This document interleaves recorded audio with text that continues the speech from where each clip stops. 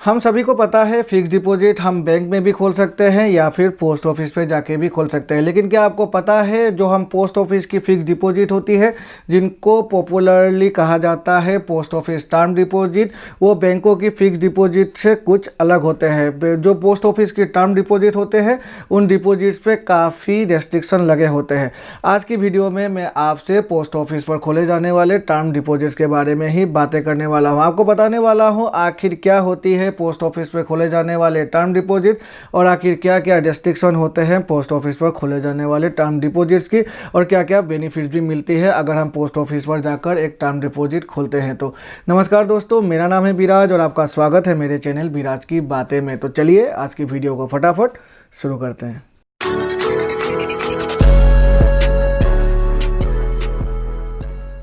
Post office term deposit को जैसे कि नाम से ही पता चलता है, हम पोस्ट ऑफिस पर जाकर ही खोल सकते हैं। पोस्ट ऑफिस की टर्म डिपॉजिट को हम सिंगल भी खोल सकते हैं या फिर जॉइंटली भी खोल सकते हैं, और जॉइंटली हम 3 लोगों के साथ मिलकर भी खोल सकते हैं। मतलब मैं खुद या मेरी माँ और मेरे पिताजी, इन 2-3 लोग मिलकर भी हम पोस्ट ऑफिस की जो टर्म डिपॉजिट है उसे खोल सकते हैं। या फिर हम पोस्ट ऑफिस की टर्म डिपॉजिट को एक माइनर के लिए भी खोल सकते हैं। माइनर मतलब जिनकी उम्र 18 साल से नीचे है, लेकिन जो अगर माइनर के लिए हम पोस्ट ऑफिस की टर्म डिपॉजिट को खोलेंगे तो उनकी उम्र मिनिमम 10 साल होनी चाहिए। अगर हम माइनर के लिए एक पोस्ट ऑफिस की टर्म डिपॉजिट खोलते हैं तो उस माइनर के साथ एक मेजर व्यक्ति को जॉइंटली ज्वाइन करना ज़रूरी है। चाहे वो उनकी कोई गार्जियन भी हो सकती है, उनके माता पिता हो सकते हैं या उनके भाई बहन भी हो सकती है, लेकिन एक मेजर पीपल को एक माइनर के साथ ज्वाइन करना ज़रूरी है जब तक कि माइनर की उम्र 18 साल नहीं हो जाती। और जब माइनर जिसके नाम पर हमने टर्म डिपॉजिट खोला है पोस्ट ऑफिस में उसकी उम्र 18 साल हो जाएगी तो वो ऑटोमेटिकली अपने नाम पर वो जो टर्म डिपॉजिट है वो सिंगल कन्वर्ट कर पाएगा। पोस्ट ऑफिस की टर्म डिपॉजिट को खोलने के लिए पहले तो हमारे पोस्ट ऑफिस पर एक सेविंग अकाउंट होना चाहिए, और अगर सेविंग अकाउंट नहीं है तो हमें फुल एप्लीकेशन फिलअप करना पड़ेगा और उसके साथ हमें अपनी पैन कार्ड और एक एड्रेस प्रूफ भी देना होता है।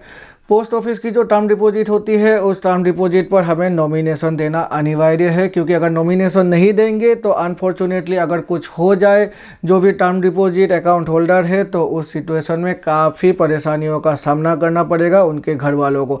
तो अगर आप एक पोस्ट ऑफिस पर टर्म डिपॉजिट खोल रहे हैं तो आप पोस्ट ऑफिस की टर्म डिपॉजिट पर अपनी नॉमिनेशन देना ना भूलिएगा।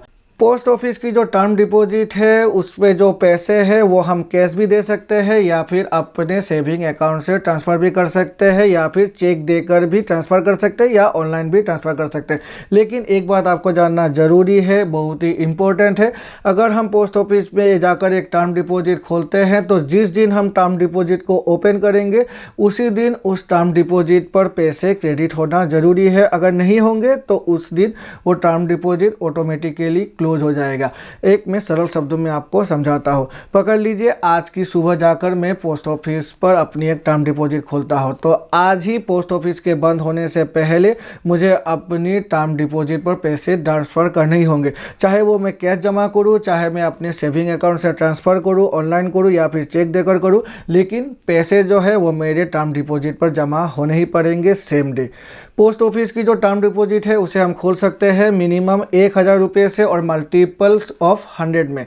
मतलब अगर हम पोस्ट ऑफिस में अगर हम एक टर्म डिपॉजिट खोलते हैं तो 1000 रुपीज़ से खोल सकते हैं, लेकिन 1050 रुपये देकर नहीं खोल सकते। मल्टीपल्स ऑफ 100 होना पड़ेगा। 1100, 1200, 1500 कुछ भी हो, लेकिन मल्टीपल्स ऑफ 100 में हम खोल सकते हैं। और जो मैक्सिमम अमाउंट है इस पर कुछ भी लिमिट नहीं रखी गई है, जितने भी अमाउंट चाहे हम खोल सकते हैं अपनी पोस्ट ऑफिस की टर्म डिपॉजिट।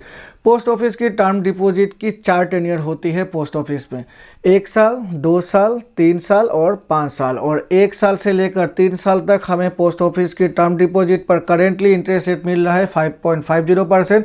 और जो 5 ईयर्स की टर्म डिपॉजिट है उस 5 ईयर्स की टर्म डिपॉजिट पर हमें मिल रहा है currently 6.70% rate of interest.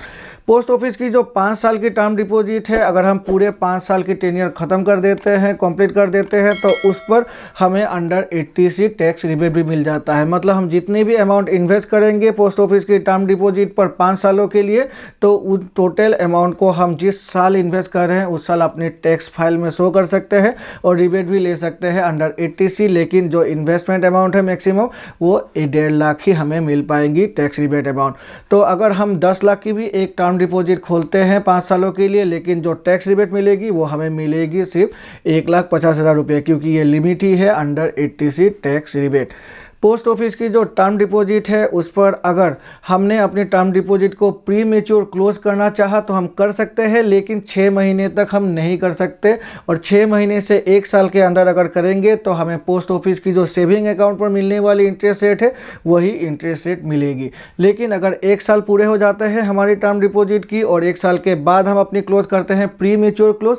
Pre mature close का मतलब होता है अपने टर्म के ख़त्म होने से पहले ही अगर हम अपनी जो पोस्ट ऑफिस की टर्म डिपॉजिट है उसे क्लोज करते हैं तो उसे कहते हैं प्री मेच्योर क्लोजर। तो उस पर हमें पेनल्टी देनी पड़ेगी। 1 साल के बाद अगर प्री मेच्योर क्लोजर करते हैं तो 1% लेस जितनी भी उस टर्म की इंटरेस्ट रेट होगी उसकी।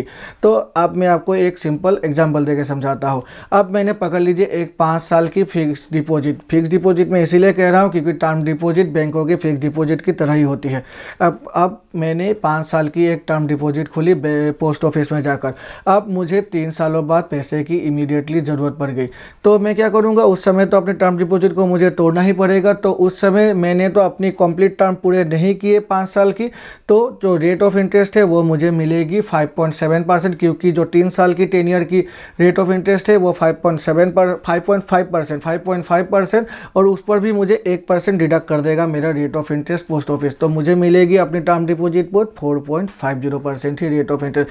तो प्री मेच्योर क्लोजर अगर करना है तो ये काफ़ी आपको लॉस देने वाला है। तो टर्म डिपॉजिट उतने ही टर्म की खोलिएगा जितनी टर्म की आपको पैसे की ज़रूरत ना पड़े। तो इसे आप याद रखिएगा।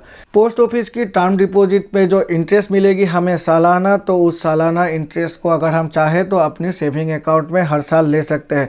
लेकिन उसके लिए जब हम पोस्ट ऑफिस की टर्म डिपॉजिट को ओपन करेंगे उसी समय हमें एक फॉर्म फिलअप करना है। फॉर्म फिलअप करते समय हमें पे आउट ऑप्शन पर क्लिक करना है और क्लिक करके अपनी सेविंग अकाउंट को वहाँ लिख देना है। तभी हमारी जो भी इंटरेस्ट अमाउंट होगी वो इंटरेस्ट अमाउंट हमारी सीधे टर्म अकाउंट से सीधे हमारे सेविंग अकाउंट में क्रेडिट हो जाएगी, जब 1 साल की इंटरेस्ट क्रेडिट हो जाएगी टर्म डिपॉजिट की।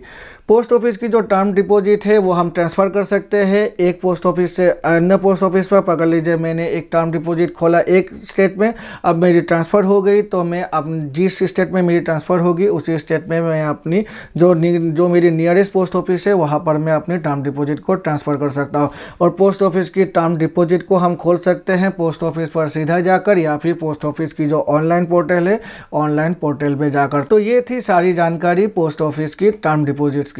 अगर मुझसे पूछा जाए तो पोस्ट ऑफिस पर खोले जाने वाले टर्म डिपॉजिट एक अच्छी ऑप्शन है, क्योंकि ये गवर्नमेंट बैंक स्कीम होती है और दूसरी यहाँ पर जो इंटरेस्ट रेट है वो भी काफ़ी अच्छी खासी ही है अगर हम कंपैरिजन कर ले किसी भी पब्लिक सेक्टर बैंक की फिक्स डिपॉजिट के इंटरेस्ट रेट के बाद। और अगर इसके बाद भी आपको लगता है कि मैं एक डिटेल कंपैरिजन कर दूं बैंक की फिक्स डिपॉजिट और पोस्ट ऑफिस की टर्म डिपॉजिट के बीच, तो नीचे कमेंट सेक्शन में जाकर आप लिखिएगा। मैं पूरी ट्राई करूंगा एक डिटेल कंपैरिजन बैंक की एफडी और पोस्ट ऑफिस के जो भी टर्म डिपॉजिट है उनके बीच करने की।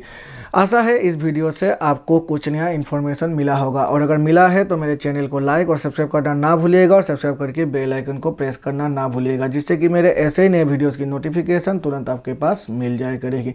तो चलिए मिलते हैं अपने अगले वीडियो में, तब तक के लिए goodbye and take care.